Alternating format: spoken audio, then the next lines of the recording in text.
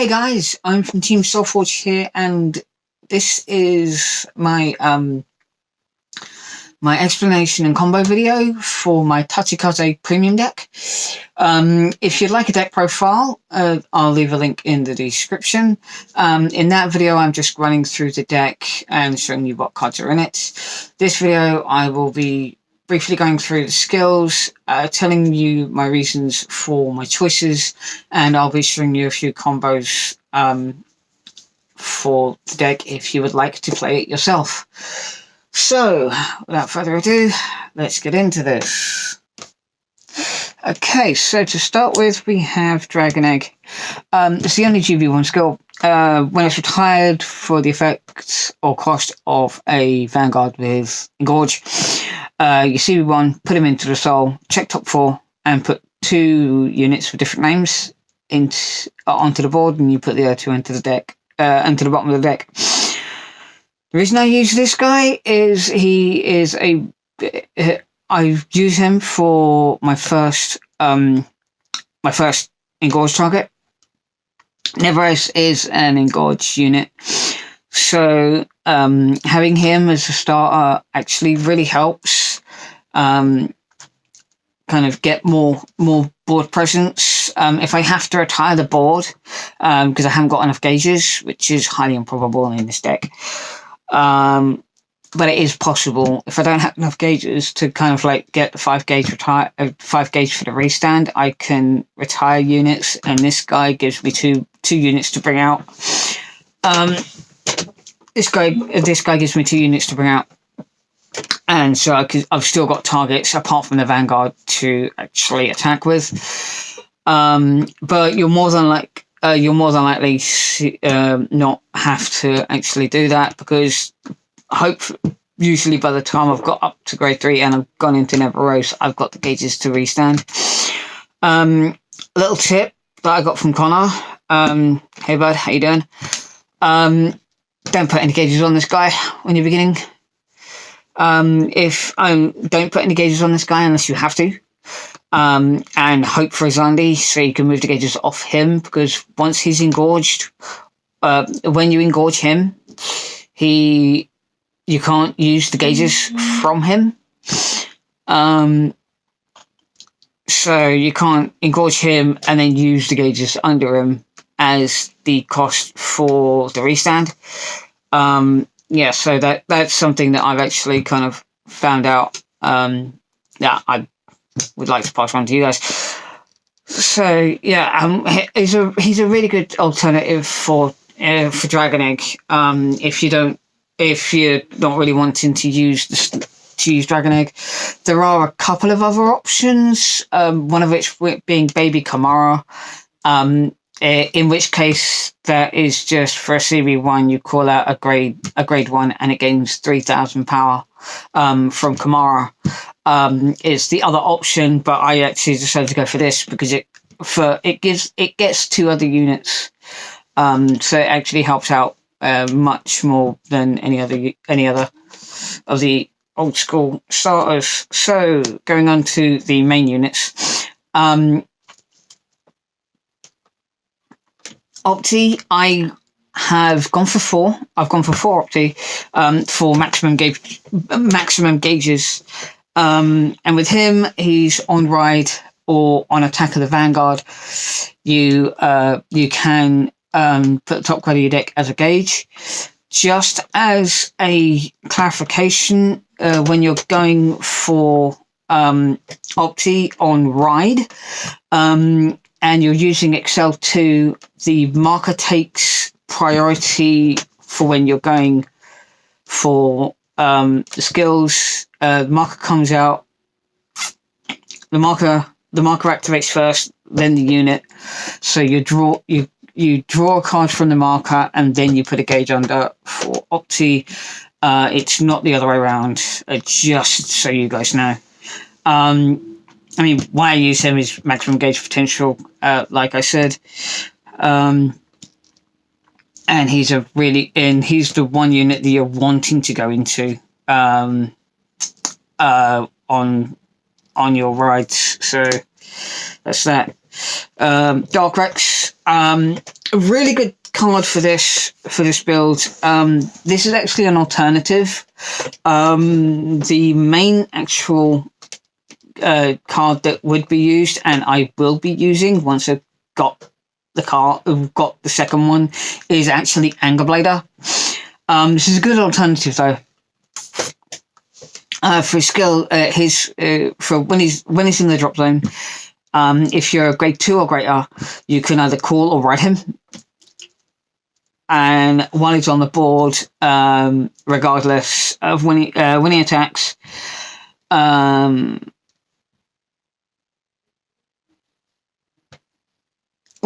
it gets 2,000 for each gauge on the board, which is a good. It adds a little bit of pressure onto your kind of like grade 2 game if you have to play it against certain decks. He's a good pressure card, and once you got into grade 3 and you're actually amassing gauges, you can use 2 Neveros in your G zone, Soblos to add 2 gauges, and then bring him out onto the rear guard to get a little more pressure onto it. But until I get Anger Blader, I'm using him, and he is a really good alternative to the to Anger Blader as a secondary target. He's mainly used for the rear guard, not the vanguard. But even so, he's a really good card. The next are the 2 tech cards. One that everyone uses, one just for me. Savage King is if you haven't seen him before, wherever you've been, you're more than likely playing premium only. King is a really good target, really good card for premium, especially with the gauge heavy build like this is. He gets 5,000 power for each gauge card under him when he attacks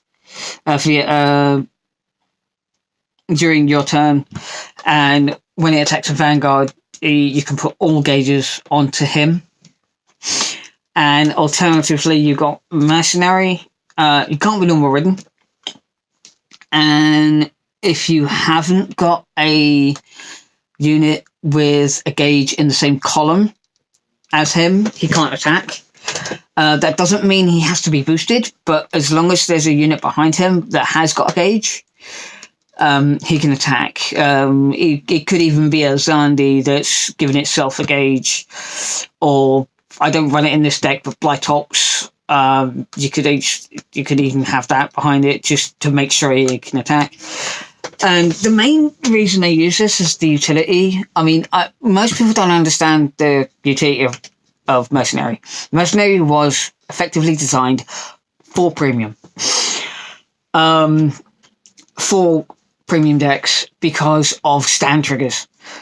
As long as you've got a unit behind him, if you could choose not to boost, you get a stand trigger, you restand him, give him an extra 5k, and you can even boost with it.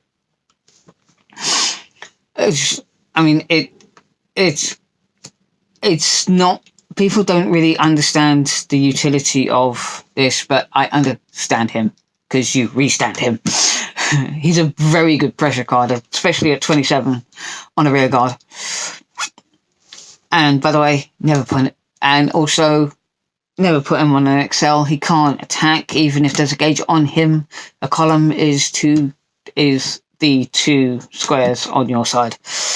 So even though people kind of see him as a bad card, I've found that he's actually a really good pressure card for a high powered rear guard. Okay, on to the grade 2s. Starting with Sweep.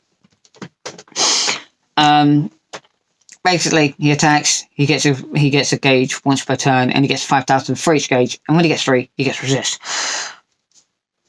Obvious reason why he's here. He is he's a pressure card again.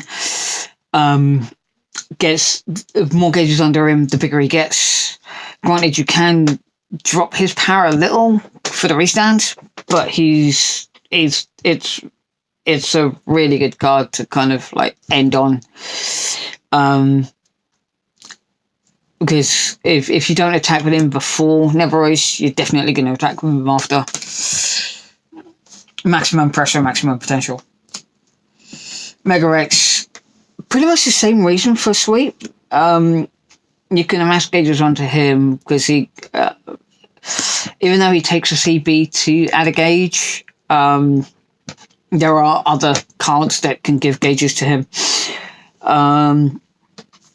And he can retire a unit to draw a card as well. I mean, to be honest, that's sometimes what I'm only using him for, is for the retire and draw. Usually as Zandi when it's actually kind of like fulfilled its purpose and it's like amassed enough gauges. Or even a Rabaria. Next is Smilodon. Same as Opti, on place and on place and on attack of the vanguard. He can give another unit a gauge. This is generally what you're wanting to ride when you're actually when you're riding up. To get the 5 gauges for Neveros. I only run him at 3, because, to be honest, I only have 3. But even if I had 4, I wouldn't actually race another 4. If I did, I'd probably drop Megarex to 3 to compensate. But yeah, this guy at 3 is brilliant. And next we got Noah. If you don't know Noah, you really haven't played Touchy. So he's when it boosts, it gives the unit a boost at the gauge, and on hit of a vanguard, it retires the unit to draw a card. Really good pressure card. And I use him to maximize gauges. If I'm honest, if I've got him, I always try and ride him for the kind of like just the potential. I mean, if there's no other grade 1s in my hand, then it doesn't matter. But I'm always trying to get Noah in hand whenever I actually start off. Next is Zandi. For him to be rested to give or move a gauge is a brilliant skill. You want to have him out in your opening hand just so you can start with the gauges as soon as possible. A good kind of like thing is consider him as the main. You want to keep him out, you want to keep resting him, give him gauges and moving gauges to maximize the kind of like impact that you're going to have. He can put a gauge on himself, but if you do that, I'd advise you not to actually add the second skill of giving 5,000 power. It's only really when you put it on something else. Next is Rabario. Another card that's like maximum for the maximum gauges, 4 of, as well as Sandy is a 4 of. He's really good mid to late game as well, because he's on place, Sobolos 1, give your unit a gauge, and it gets 5,000 for all of his gauges, 5,000 for each of the gauges, just like Megarex does. So in combination with that, I mean, if you're going on your grade 2 turn, like I'll show you in a couple of minutes, show you soon. It's a really powerful combo where you can get a sweep up to a very high number. And the last grade 1 that I'm talking about is Prison Bird. First skill is irrelevant because it's on place. Reveal a grade 3 to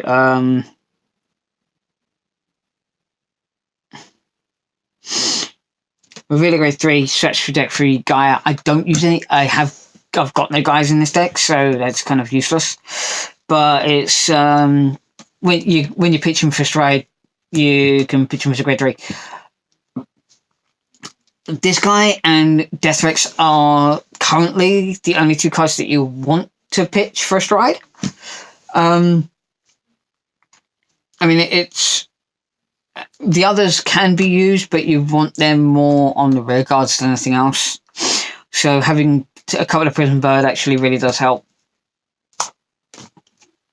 And the final two are just the skill triggers.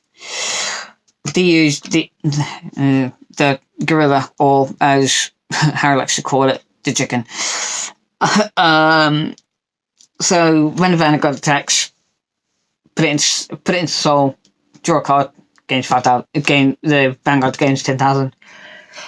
It's like all the others. And finally, the final skill is Carl Magnum. One of the reasons why I'm running Mercenary, obviously, GB1. When it's retired, put it to the bottom of the deck, draw a card, give a unit 5,000 power, and then shuffle. There is the Magnum loot. That's kind of like if you've got a very, very low deck, as in 2 cards, as in 2, like 3 or like 5 or less.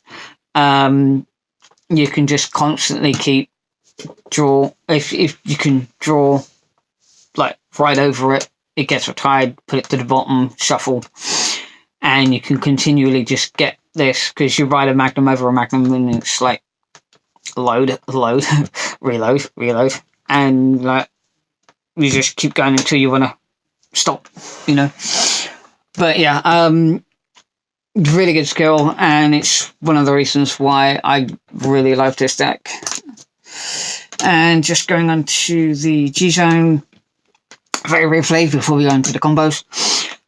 Neveros, it's got engorged. When it becomes engorged, you retire 2 of your opponent's rear guards, flip any card in your G zone face up,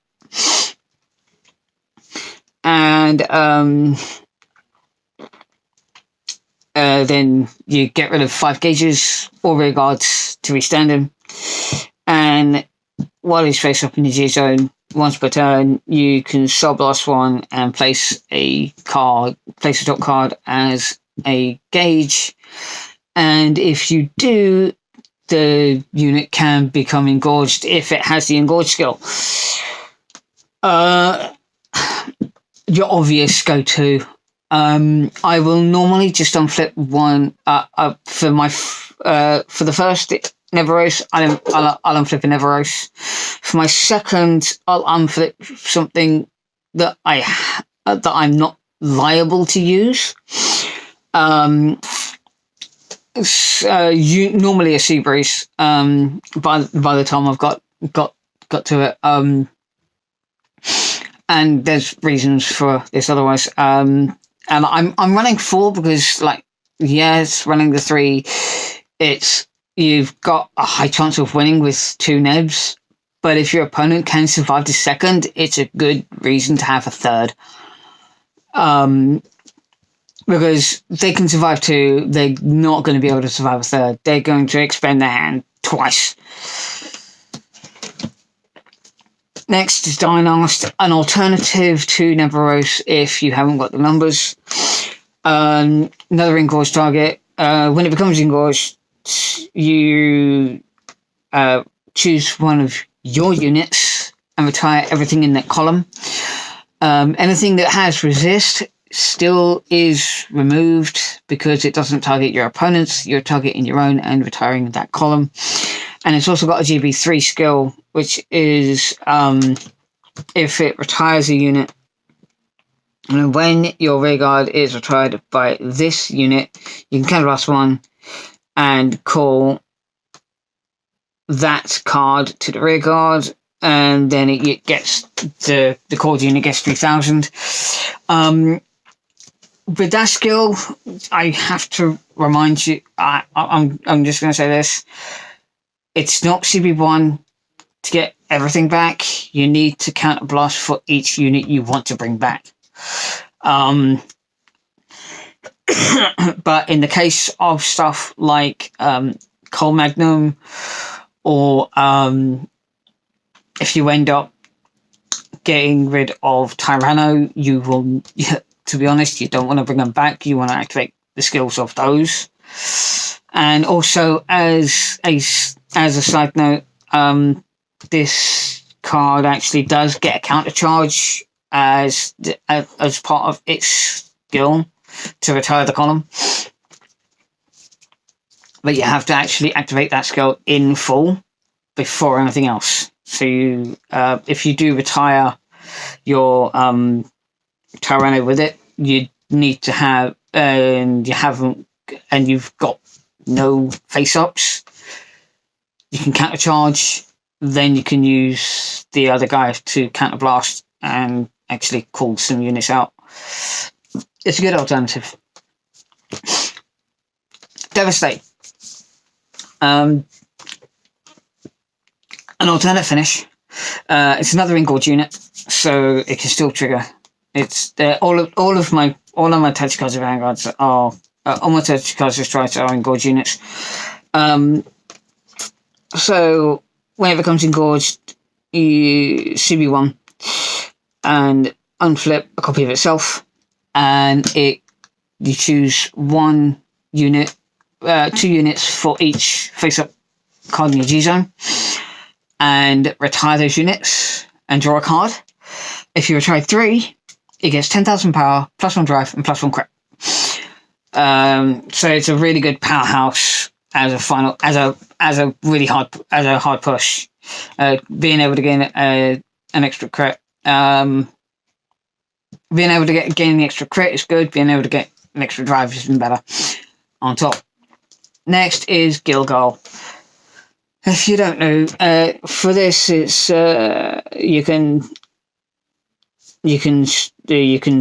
obviously it has the ability that when it's face up in the G zone, you can stride with no cost, and it can't be flipped face up. And its skill is CB2 top +1. It gains an extra 10,000 power, and it attacks all your opponents' rear guards. And for everything you hit, it counter charges. I will say this now, we're in a rush metal, so if you're a Dragon Empire clan and you're not running Gilgal, what the hell are you doing? Seriously. Because it's a rush metal, your rush decks will expand they will just blurt out their hand to get maximum board potential, which means they won't have much to come back on this. Because you're completely different. They're either going to guard heavily to have their board survive, or their whole board is going to be retired, and they're going to take at least 1 damage. Unless they're more than likely going to guard the vanguard and let their rear guards die. But honestly, guys, if you're Dragon Empire and you're not running Gilgal, change it up. Sabreeze is an obvious thing with kind of like Katrina and all that. Katrina and all that and stuff like that. It's to finish off the grade two game. If with this particular build, if I've got Dark Rex in the drop and I've got a couple of gauges, when I want to like go on to grade 3, I'll go into Dark Rex, be able to draw a card and then go into Sabreeze,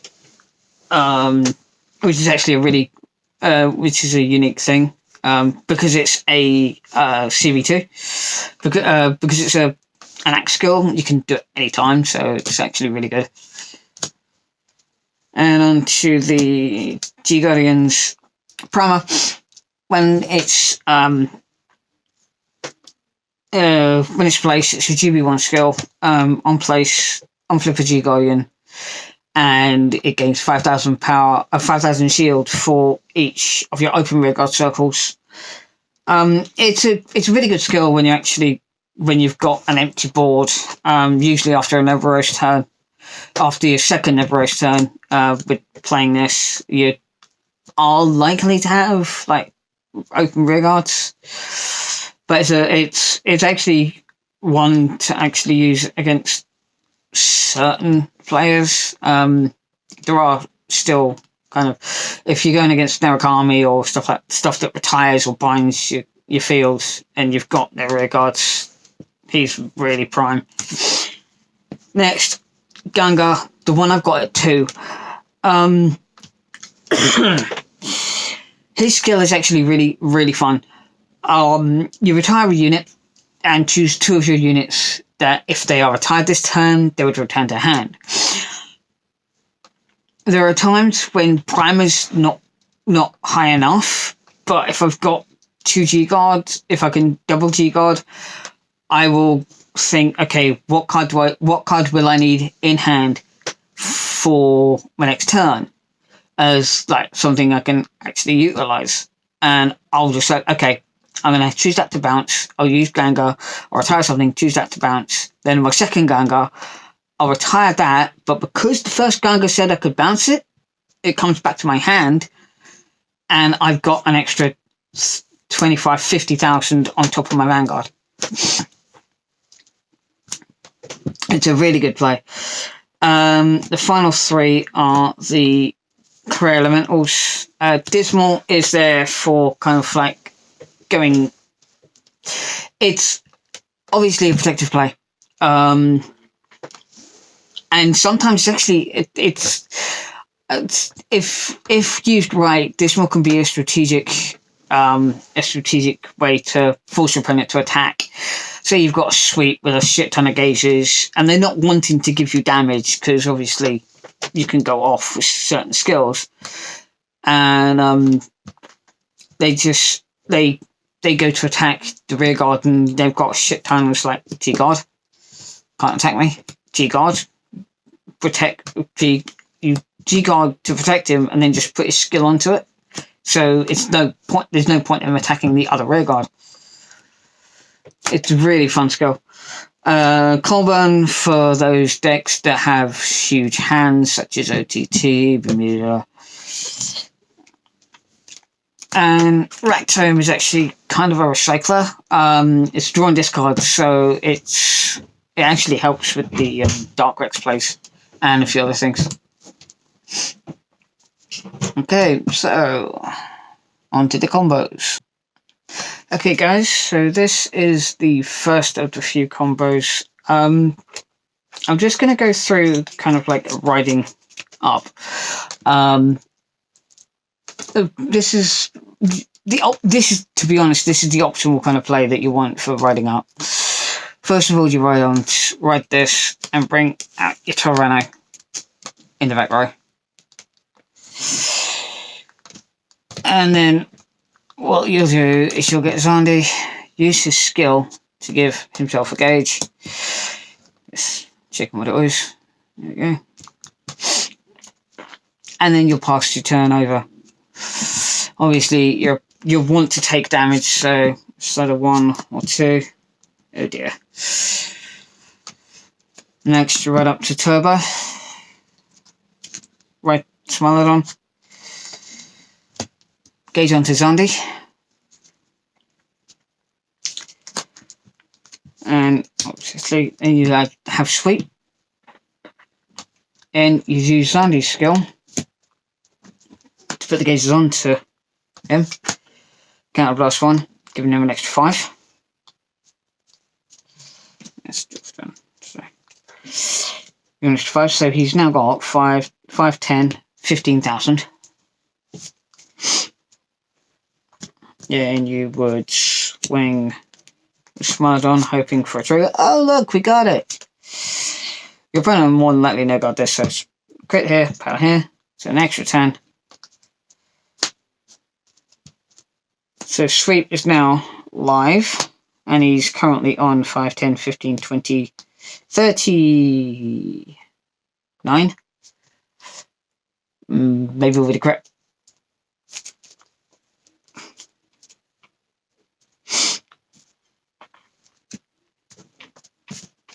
And here's where you probably go for a strategic guarding. Obviously, they won't want to hit this. You will want to take damage.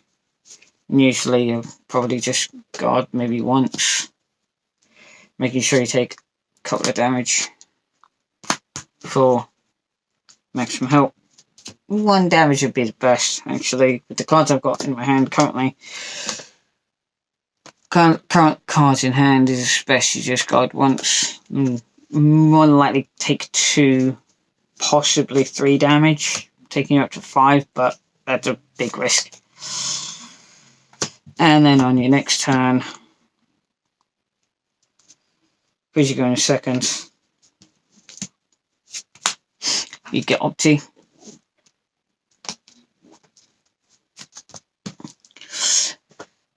Now, it really depends on the matchup, but most of the time you'll be going for XL2. You draw from that, and then gauge on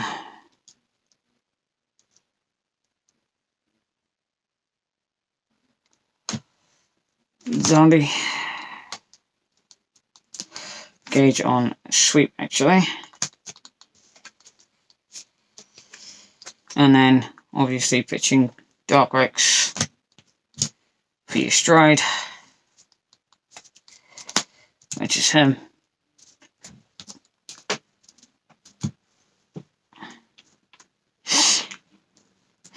Which sets up your Dark Rex for your next turn.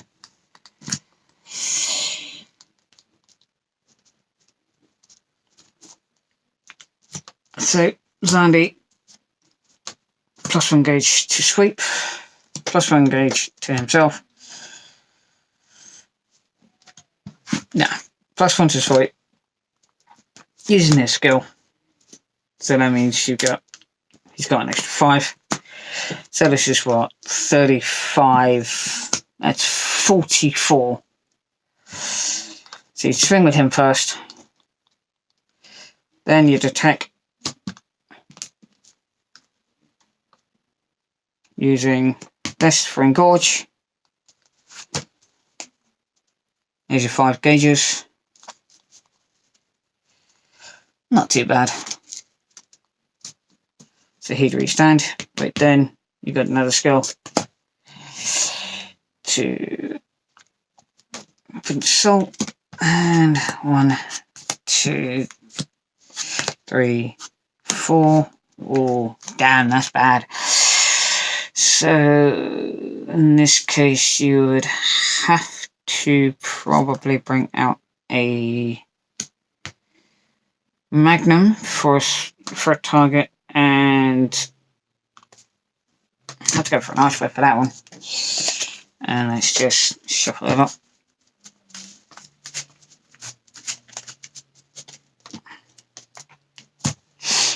And obviously, then you'd get your drive checks, heal, which would be the and the draw.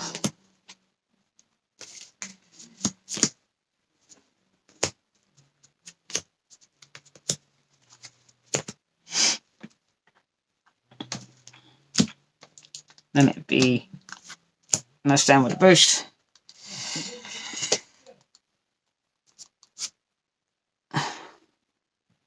First, second, third. More than likely have to go on here. And that would be 20 with a crit. And we have gained 1, 2, 3, 4, 5, 6, 7, 8, 9 cards in hand just by riding up and getting our Neveros to start.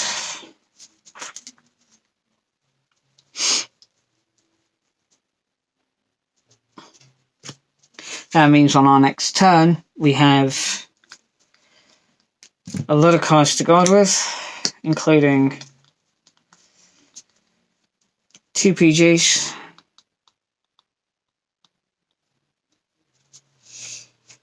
heal, and a good crit. And we've got 2 choices for striding. And depending on the matchup, we'd either go for Gilgal there's our choices for striding. We can either go for a Gilgal or something else, depending on what we need to do. And that is actually one of the optimal hands. So, as another little combo, I'll show you here. You have your initial start. Let's see, we've gone for a little thing. We haven't really got that much, so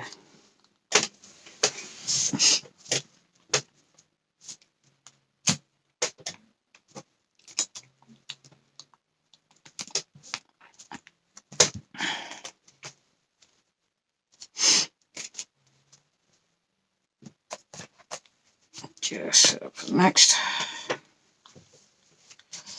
There we go. So this is what you have for your first turn. Obviously, riding Smilodon, you've had to go into, you've had to put your gauge onto this guy. So what you would do next is you cause out sleep, call out Zandi, use his skill,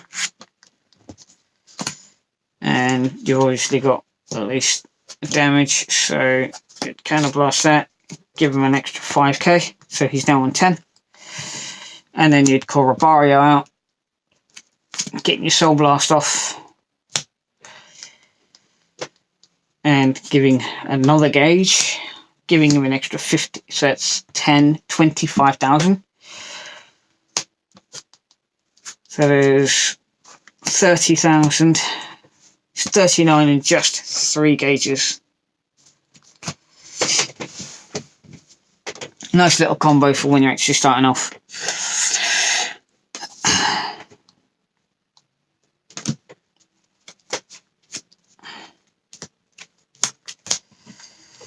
And just showing the, and obviously for this last little combo is going mid-game.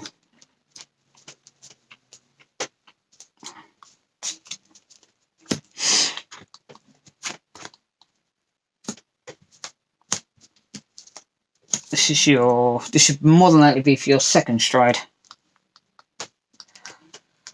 So you've got a couple of guys face up.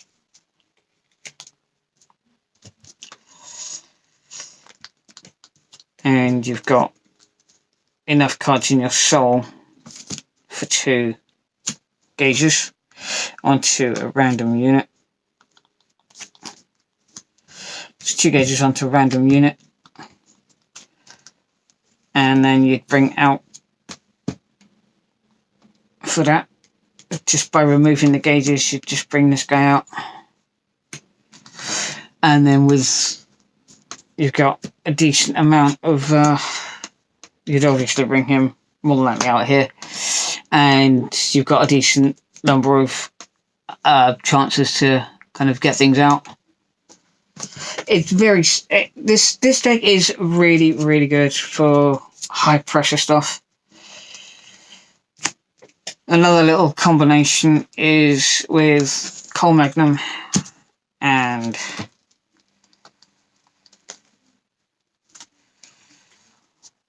where's the boy? Mega X.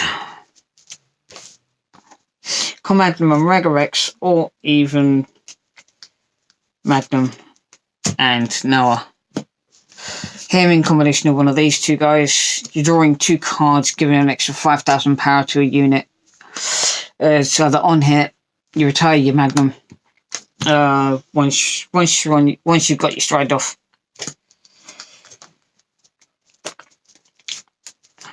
Both of these will give you an extra 10,000, an extra 5,000 power, and 2 draws. The combinations in this involve minimal effort, and they are all quite potent combinations. Just doing a combo of maybe 2 or 3 cards